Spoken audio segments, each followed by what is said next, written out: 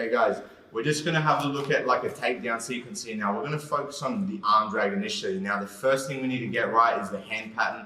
So what I want everyone to focus on is our elbow position in relation to our partner's wrist. So regardless of where Nick kind of contacts my body, if it's above, all right, above my elbow, that's right, I'm going to go high to his wrist. If he's below my elbow, go low to his wrist.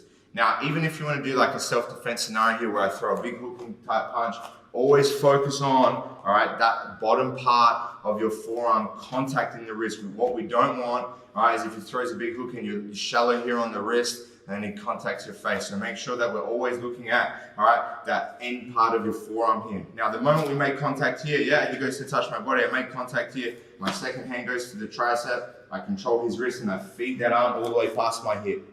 Once it's past my hip, I reach to that far pocket, and now we're gonna look for the body lock. I swing my back leg around and I face him. The moment I'm here, what we're focusing on is a good grip of the waist. So palm to palm, gable grip, S grip, all right, seatbelt or monkey grip. We're here nice and tight around the waist.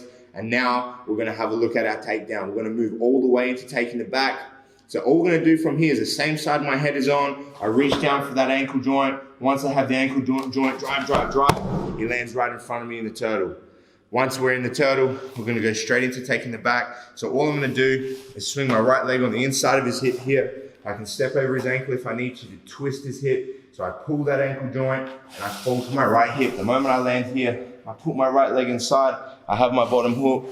Once I have my bottom hook, I set up the rest of the upper body.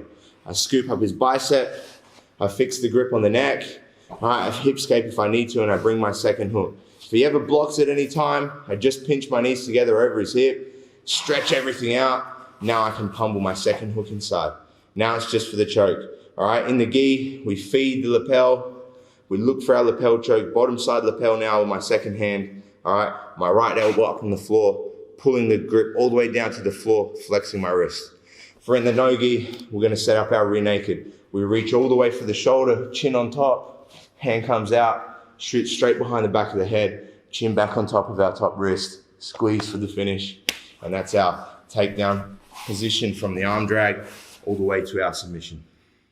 As we're here again, we're going to focus on the arm drag position, but this time, instead of attacking, we're going to look at defending here a little bit. So what is actually going to happen is Nick's going to arm drag me, so I'm going to throw either a punch or a grip for his upper body or his leg.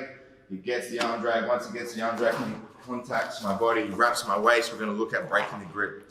Now, what we're going to focus on, depending on the grip, is going to change how we're going to defend here. If he has palm to palm, if he has a monkey type grip here, we're going to look at just accessing the top wrist. Now, the reason we don't want to go to the bottom arm is generally, depending on the grip he has, we can't reach that weak part of his hand and wrist. So we always go to the top side, both thumbs inside. Once our thumbs are inside, I need to stretch his hands away from his upper body to break the grip. So I walk my hips out here, lean on him with my kind of upper back.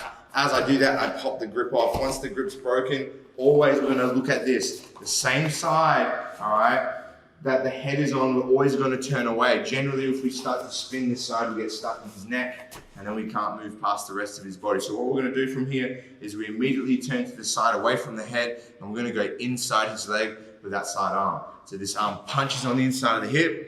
The moment we're here, all right, I crush his arm with my body and I wriggle around to put it back, and now I create exactly the same situation. And now Nick can do exactly the same movement. He breaks the grip, he spins to my back with the arm on the inside, and now we get to this position now. The only thing we're gonna do different is when Nick has an S grip, this becomes difficult. He has a lot more mobility and power in his hands and fingers. So we're going to look at a Kimura situation instead to break the grip. We're going to hook the outside elbow, always the outside elbow here. Again, his head is kind of in the way, we can't access that. So hook here, thumb on the inside of the same wrist, and now we use the same movement. And the only thing's different is a bit of shoulder pressure with the Kimura option. So pushing and pulling, elbow up, wrist down, hips forward, arm back on the inside of the thigh. And now we spin for the back, my back in good position. All right, I've got my S grip. Now it's Nick's turn to do the same thing. Breaks the grip, turns the inside of my leg, and we defend the body lock with a nice continuous sequence.